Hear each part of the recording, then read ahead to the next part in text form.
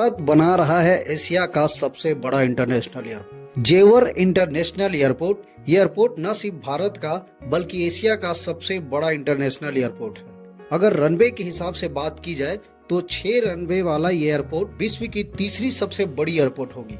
वैसे तो इस इंटरनेशनल एयरपोर्ट को दिसंबर 2024 के अंत तक ऑपरेशनल किया जाना था, लेकिन इसे डिले होने के वजह से 2025 तक ऑपरेशनल किया जाएगा। एयरपोर्ट इतना बड़ा है कि पूरी तरीके से कंप्लीट होने के बाद चाइना के बीजिंग कैपिटल इंटरनेशनल एयरपोर्ट भी इससे काफी छोटा नजर आएगा। इस एयरपोर्ट का निर्माण उत्तर प्रदेश के गौतम बुद्ध नगर डिस्ट्रिक्ट में यानी नोएडा के पास किया जा रहा है, जो दिल्ली एनसीआर में पड़ता है। इस एयरपोर्ट की दूरी दिल्ली की इंदिरा गांधी इंटरनेशनल एयरपोर्ट से लगभग 72 किलोमीटर है।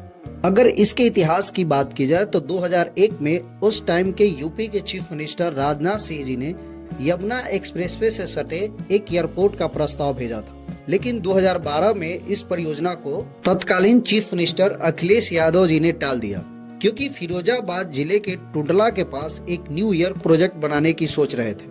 लेकिन 2018 में इस प्रोजेक्ट को फिर से शुरू किया गया और 2020 तक इस प्रोजेक्ट के लिए भूमि अधिग्रहण का काम कंप्लीट कर लिया गया।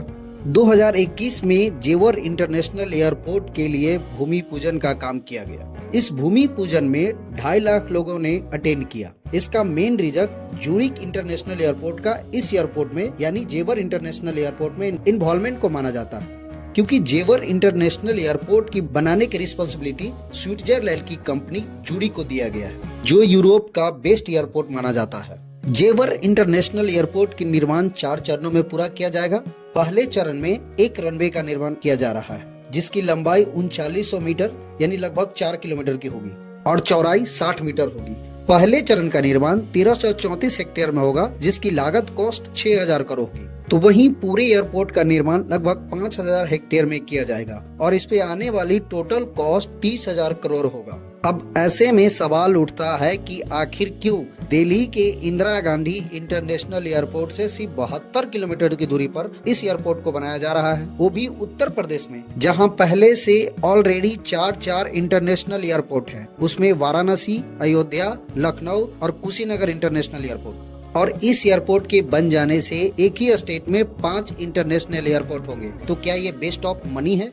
तो ऐसा नहीं है। इस एयरपोर्ट के पूरी तरीके से बन जाने के बाद 6 रनवे होंगे, जो डेली 1000 यानी डेली 1000 प्लेन को हैंडल कर सकेगा।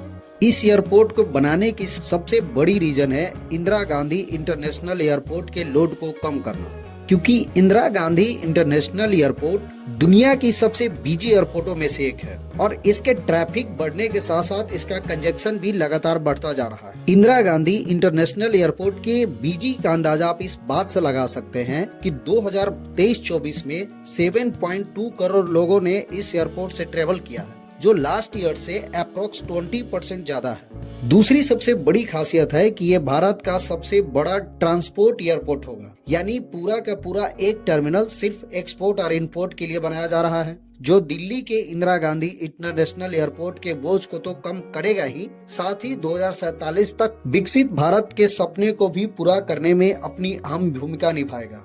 एक इकोनॉमिक्स टाइम की रिपोर्ट के अनुसार इंडिया में डोमेस्टिक एयर पैसेंजर 2022 के कंपेयर में 2023 में 8.34% की ग्रोथ की है और 2023 में 15.2 करोड़ लोग प्लेन से ट्रेवल किए हैं, जो आने वाले सालों में इसमें और भी इजाफा होने की संभावना है। यही वजह है कि इस एयरपोर्ट को इतना मेगा एयरपोर्ट बनाया जा रहा है। इस मेगा एयरपोर्ट का अंदाजा आप इस बात से लगा सकते हैं कि इसके पहले चरण के कंप्लीट हो जाने के बाद एनुअली 1.2 करोड़ लोग ट्रैवल करेंगे और चारों चरण कंप्लीट हो जाने के बाद 12 करोड़ लोग एनुअली ट्रैवल करेंगे, जो दिल्ली के इंदिरा गांधी इंटरनेशनल एयरपोर्ट से 6 गुना से ज्यादा है। तीसरा बड़ी रीजन है कि यूपी में ऑलरेडी जो पहले से 4 एयरपोर्ट थे वो यूपी के ईस्ट और मिडिल पार्ट में है, यानी यूपी का वेस्ट और नॉर्थ पार्ट पूरी तरीके से खाली है। लेकिन इस एयरपोर्ट के बन जाने के बाद उस गैप को फुलफिल किया जाएगा। इस एयरपोर्ट के पूरी तरीके से कंप्लीट होने के बाद ये एयरपोर्ट डेली 1000 प्लेन को हैंडल कर सकेगा।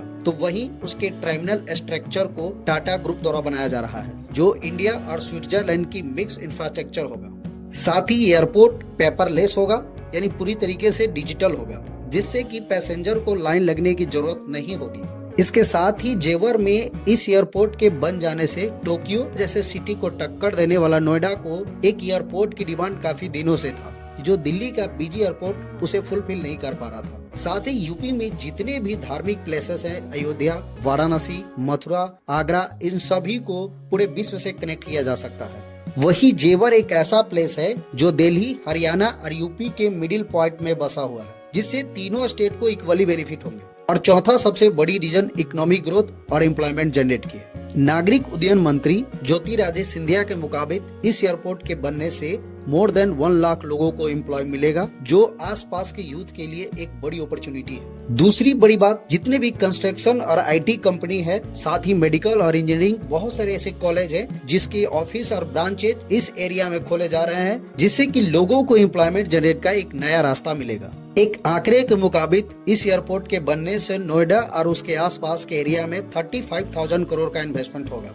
साथ ही इस एरिया में रियल एस्टेट में इन्वेस्ट होंगे और उसके दाम भी काफी हाई होंगे। जेवर इंटरनेशनल एयरपोर्ट की कनेक्टिविटी की बात की जाए तो इस एयरपोर्ट को दिल्ली मुंबई एक्सप्रेसवे के साथ जोड़ा जा रहा है तथा यमुना एक्सप्रेसवे और केजीपी एक्सप्रेसवे से भी जोड़ा जा रहा है। साथ ही मेट्रो के द्वारा नोएडा मेट्रो, फरीदाबाद, बल्लभगढ़, पलवल और जेवर के साथ दिल्ली मेट्रो से जोड़ा जा रहा है।